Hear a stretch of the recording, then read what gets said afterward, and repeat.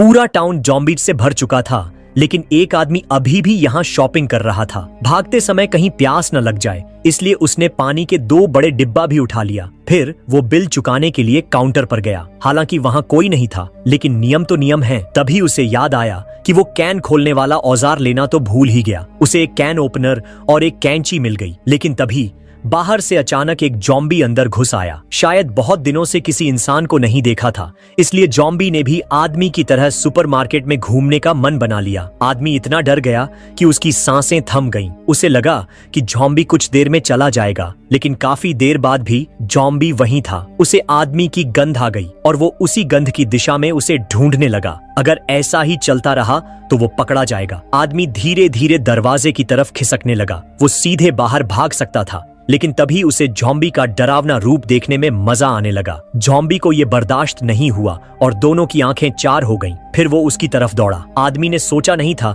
कि टीवी पर दिखने वाले जॉम्बी तो धीरे धीरे चलते हैं और उनके हाथ पैर अकड़े होते हैं, लेकिन यहाँ के जॉम्बी बहुत ज्यादा फुर्तीले हैं। जरा सी भी देरी होती तो वो उसे काट खाता। बड़ी मुश्किल से आदमी सुपरमार्केट से बाहर भागा, लेकिन उस जॉम्बी ने उसका पीछा नहीं छोड़ा। दोनों एक दूसरे के पीछे भागते भागते स्कूल बसों से भरे एक पार्किंग लॉट में पहुंच गए। कांटे जाने से बचने के लिए आदमी स्कूल बस के चारों ओर चक्कर लगाता रहा, लेकिन ये कब तक चलता? कभी न कभी तो उसकी हिम्मत जवाब दे ही जाती। फिर आदमी अपनी बची खुची ताकत लगाकर एक स्कूल बस के ऊपर चढ़ गया। गनीमत थी कि जॉम्बी अभी चढ़ना नहीं जानते थे। वो आदमी की तरह ऊपर चढ़कर उसे पकड़ने नहीं आया, बस नीचे खड़े होकर गुर्राता रहा। आदमी ने पहली बार किसी जॉम्बी को इतने करीब से देखा था। उसे यकीन नहीं हुआ कि ये चीज इतनी भयानक हो सकती है। वो धीरे धीरे बस के पिछले हिस्से की तरफ गया ताकि मौका देखकर नीचे कूद सके, लेकिन जॉम्बी लगातार उसका पीछा करता रहा और बस पर हाथ मारता रहा। उसकी आंखें बेहद खौफनाक थीं। फिर उसने एक लंबी छलांग लगाई। आदमी को एहसास हुआ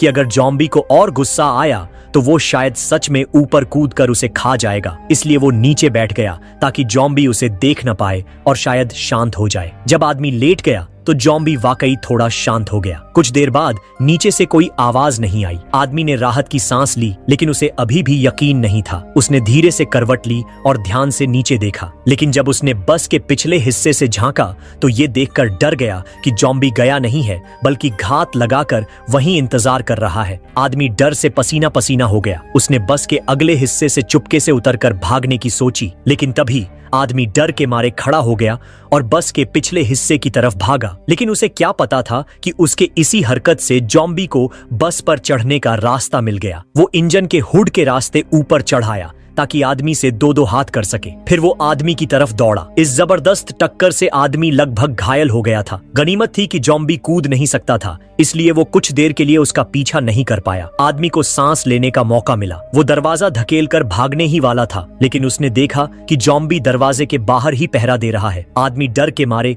एक पल में खिड़की से बाहर कूद गया, लेकिन वो चाहे कितना भी तेज भागे, जॉम्बी ठीक उसके पीछे लगा रहा। हारकर उसे एक गोदाम में छिपना पड़ा और उसने दरवाजे को एक अलमारी से बंद कर दिया। उसे नहीं पता था कि यहाँ से बाहर निकलने का एक और रास्ता भी है। जॉम्बी न जाने कब अंदर आ चुका था और वो ठीक उसके पीछे था। आदमी पास के कबाड़खाने में घुस गया, लेकिन उसे नहीं पता था कि बाहरी दरवाजा उलटा खुलता है। कई बार कोशिश करने पर भी वो दरवाजा नहीं खोल पाया। अगर जॉम्बी इस वक्त अंदर आ जाता तो अंजाम बहुत बुरा होता। तभी आदमी की नजर दीवार पर टंगी एक कुल्हाड़ी पर पड़ी। हाथ में हथियार आते ही आदमी का आत्मविश्वास कई गुना बढ़ गया और उसने जॉम्बी से मुकाबला करने का फैसला किया। उसने पीछे से हमला करने की सोची, लेकिन अगले ही पल ये हमला कहाँ था। कुल्हाड़ी चलाने से पहले ही वो चिल्ला पड़ा। इससे जॉम्बी और भी ज्यादा भड़क गया और आदमी के पीछे पड़ गया। तभी सामने एक इंसान दिखाई दिया। आदमी ने मदद के लिए आवाज लगाई और फिर एक किताबों की दुकान में घुसकर जमीन पर लेट गया। जॉम्बी भी अंदर आ गया था। यहाँ जगह बहुत कम थी। अगर ऐसा ही चलता रहा तो जॉम्बी उसे ढूंढ निकालेगा। नाजुक वक्त पर एक गोली चलने की आवाज आई जो सीधे जॉम्बी के सिर में लगी। पता चला कि वो बाहर वाला आदमी ही था जो जॉम्बी से भिड़ गया था। यकीन नहीं होता कि इस दुनिया के खत्म होने के वक्त भी ऐसे नेक इंसान मौजूद हैं। और तो और उसका हाथ भी बहुत साफ था। कुछ ही देर में उसने जॉम्बी को ठिकाने लगा दिया। जब सब कुछ शांत हो गया तब जाकर आदमी शुक्रिया कहने के लिए बाहर आया।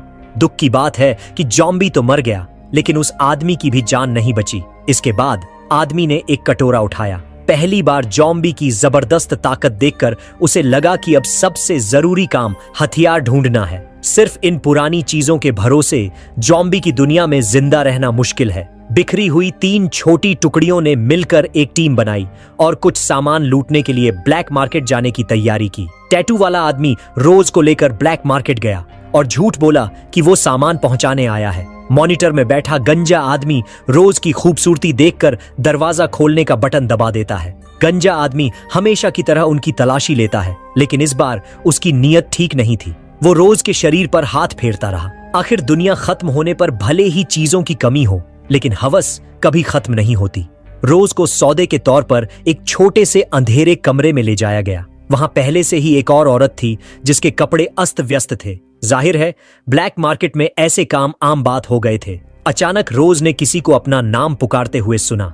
वो उसका बिछड़ा हुआ साथी मोटा भाई था। उसे यहाँ बहुत तड़पाया गया था। वो रोज से जल्द वहां से निकलने के लिए कह रहा था, लेकिन उसकी बात खत्म होते ही गंजा आदमी अंदर घुस आया। वो अपने नए शिकार का मजा लेने के लिए तैयार था।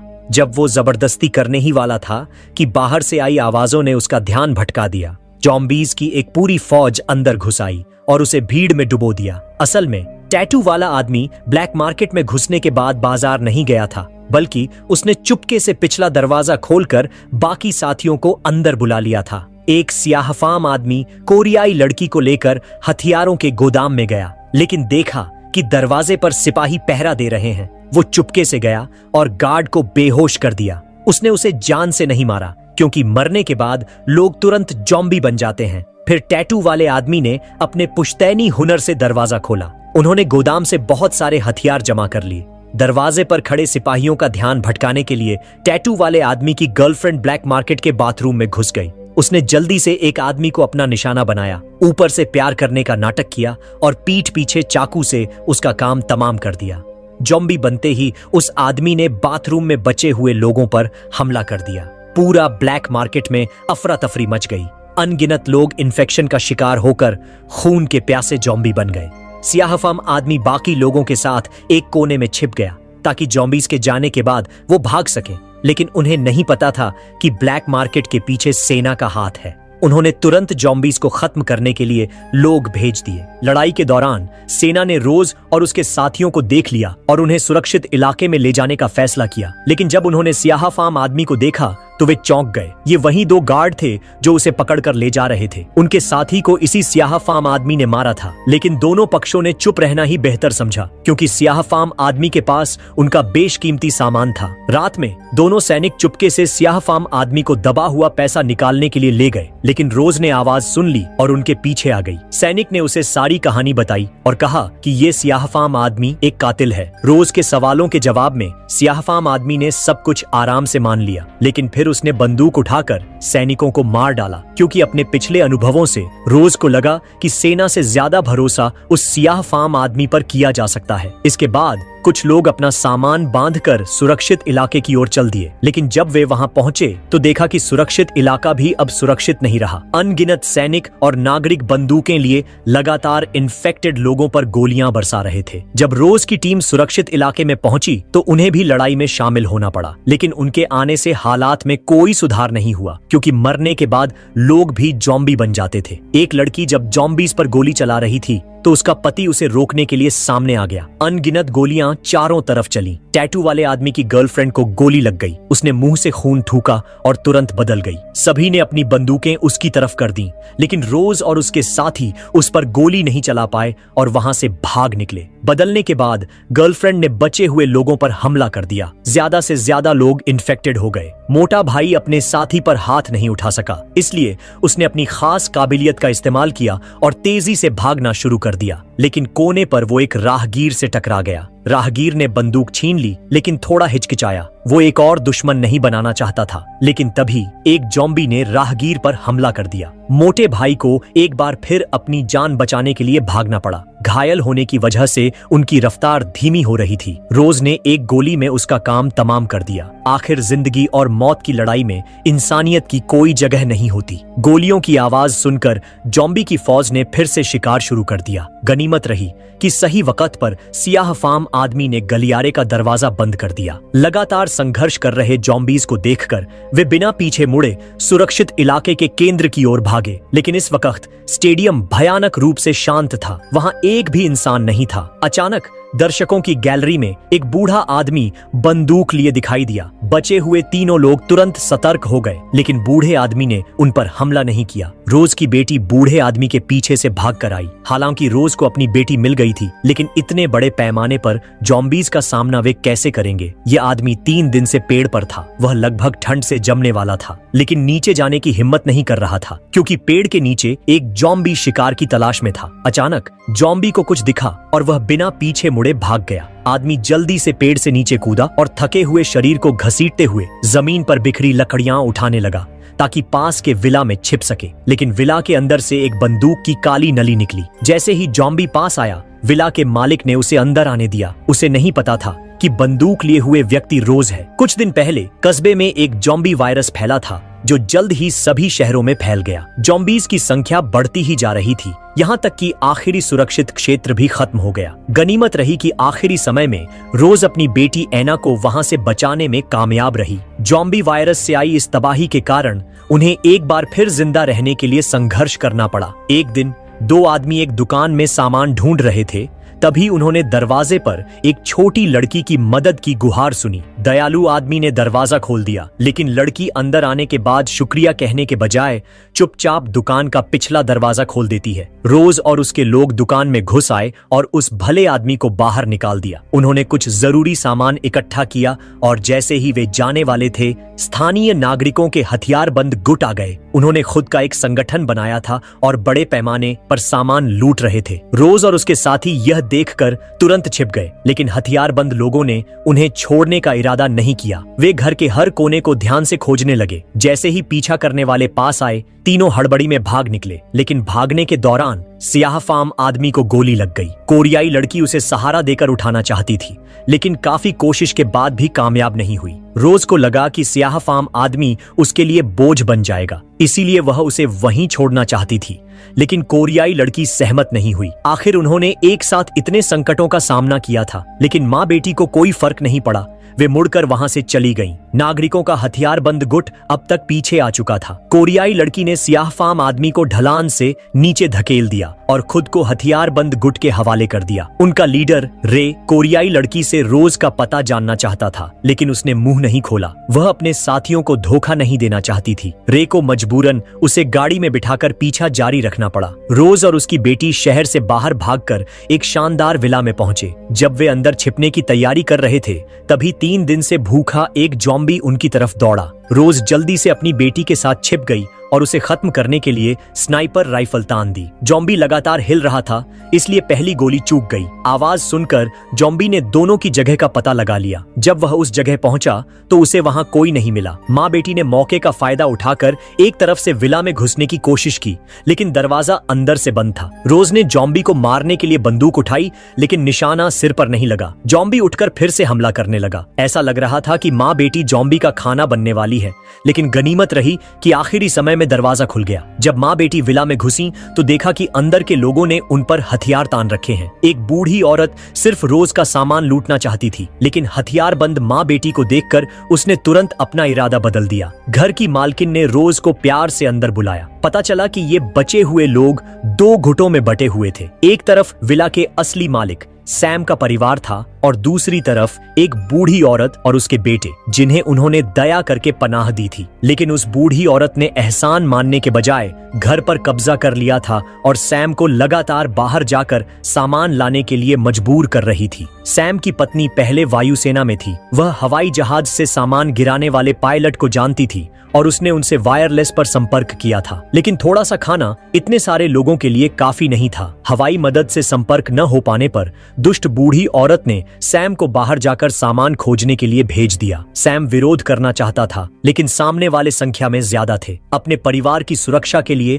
उसे समझौता करना पड़ा। रोज और उसकी बेटी यह सब चुपचाप देख रहे थे और इसमें शामिल होने का उनका कोई इरादा नहीं था। लेकिन सैम जैसे ही दरवाजे से बाहर निकला, उसका सामना विला के बाहर पहरा दे रहे जॉम्बी से हो गया। गनीमत रही कि वह पहले से तैयार था। वह जल्दी से एक छोटी सी झोपड़ी में छिप गया और ध्यान भटकाने की तरकीब अपनाकर स्नोमोबाइल पर भाग निकला। लेकिन ज्यादा दूर नहीं जा पाया था कि सैम को एक पेड़ से बांध दिया गया। उसे घेरने वाले रे और उसके लोग थे। जिंदा रहने के लिए उसने विला और सामान के बारे में सब बता दिया। रे के लिए यह एक बड़ी खुशखबरी थी। उन्हें इस वक्त एक ठिकाने और ऊर्जा की सख्त जरूरत थी। जब वे निकलने की तैयारी कर रहे थे, तभी नागरिकों के एक और हथियारबंद गुट ने उन पर हमला कर दिया। दोनों तरफ से जोरदार गोलीबारी हुई। रे के पास ज्यादा अच्छे हथियार थे, इसलिए लड़ाई एकतरफा होनी चाहिए थी। लेकिन मरने वाले लोग तुरंत जॉम्बी बनकर फिर से लड़ने लगते थे। जो एक पल पहले साथी था, वही अगले पल जॉम्बी बनकर हमला कर रहा था। माहौल तुरंत अस्त व्यस्त हो गया। कोरियाई लड़की भागने की कोशिश कर रही थी, लेकिन अपनी रस्सियां नहीं खोल पा रही थी। एक बदला हुआ जॉम्बी उसकी ओर रेंग रहा था। वह मरने ही वाली थी कि रे ने समय पर आकर उसकी जान बचाई। अपनी ताकत बचाने के लिए रे ने जल्दी से अपने आदमियों को पीछे हटने और विला की ओर भागने का आदेश दिया। लेकिन सैम की किस्मत इतनी अच्छी नहीं थी। उसे एक ग्रेनेड लगा और वह अधमरा हो गया। थोड़ा पानी पीने के लिए उसने विला और हवाई मदद से मिलने वाले सामान की जानकारी दूसरे हथियारबंद गुट को भी दे दी। पानी उसके होठों तक पहुंचने से पहले ही वह ज़ॉम्बी बन गया। हथियारबंद गुट ने उस पर ध्यान नहीं दिया और वे भी जल्दी से विला की ओर भागे। इस वक्त विला भी सुरक्षित नहीं था। दुष्ट बूढ़ी औरत ने एक बार फिर रोज को लकड़ी लेने के लिए बाहर जाने को कहा, लेकिन रोज ने सख्ती से मना कर दिया। बाहर एक जॉम्बी घात लगाए बैठा था और अकेले बाहर जाना मौत को दावत देने जैसा था। हथियारबंद माँ बेटी को देखकर डरपोक बूढ़ी औरत भी ज्यादा कुछ कहने की हिम्मत नहीं कर सकी, इसलिए उसने अपने बड़े बेटे को बाहर भेज दिया। बड़ा बेटा बहुत आज्ञाकारी था। बिना कुछ कहे वह झोपड़ी में गया और लकड़ियां ले आया, लेकिन लौटते समय वह गलती से गिर गया और सारी लकड़ियां जमीन पर बिखर गईं। आवाज ने पास के जॉम्बी को सचेत कर दिया। वह डर के मारे बिना पीछे मुड़े विला की ओर भागा, लेकिन उसके भाई को पता था कि उसके हाथ में लकड़ियां नहीं हैं, इसलिए उसने दरवाजा नहीं खोला। मजबूरन बड़े बेटे को जॉम्बी से बचने के लिए पास के एक पेड़ पर चढ़ना पड़ा। लकड़ियां भी नहीं मिली और सामान खोजने गया सैम भी वापस नहीं आया। बूढ़ी औरत का दूसरा बेटा बेचैन हो गया। वह लगातार सैम की पत्नी पर हवाई मदद से संपर्क करने का दबाव डाल रहा था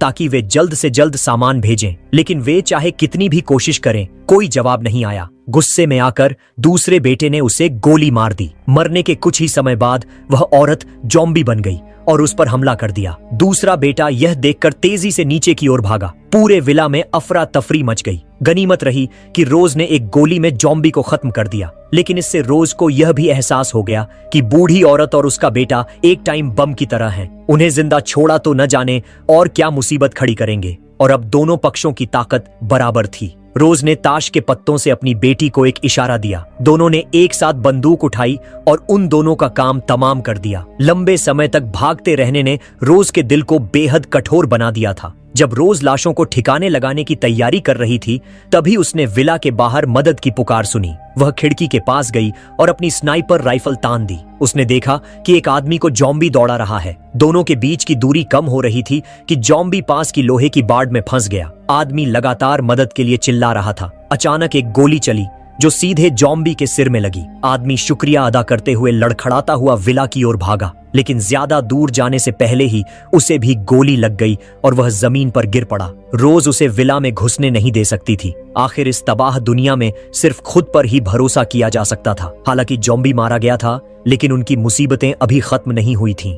रे के नेतृत्व वाले हथियारबंद गुट ने विला को घेर लिया था। उन्होंने तार की बाड़ काट दी और एक तरफ से हमला करने का फैसला किया ताकि कम से कम नुकसान हो। जैसे ही कुछ लोग हमले की तैयारी में थे, उन्होंने झाड़ियों से एक चीख सुनी। 3 दिन से भूखा जॉम्बी तेजी से उनकी ओर लपका। सबको मजबूरन जवाबी फायरिंग करनी पड़ी और आखिरकार उसका अंत हो गया। गोलियों की आवाज ने रोज को सतर्क कर दिया। बेटी एना ने जवाबी हमला शुरू कर दिया। प्लान फेल हो गया। बूढ़े लेई ने एक सफेद कपड़ा निकाला और कोरियाई लड़की के हाथ में थमा दिया।